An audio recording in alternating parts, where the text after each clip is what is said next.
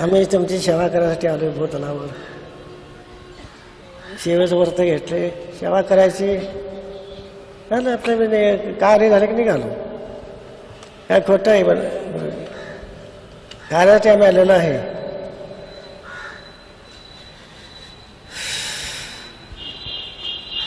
जेवढे माझे अनुग्रहवाले आहेत, जिने मला गुरु करून घेतले, त्यांच्यावर आमची कृपा जिची राहिली. कुठे ते असून घार इंद्र ते आकाश यायचे तिथे ते पिल्ल्यापाशी आम्ही दिनव्यात गेलो तरी त्यांच्यावर लक्ष आमचं राहणारच.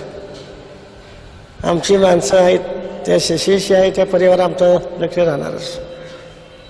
काय लक्षात आलं का?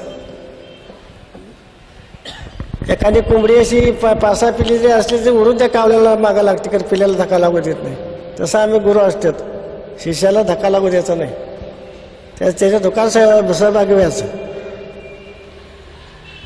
असे गुरु कवचित मिळतात. आणि ती शक्तिमान गुरु पाहिजे ना, नुसते गुरु असून काय करायचे. पाचरे गुरु मिळतात, मिळून काय करायचं. शक्तिमान पाहिजे.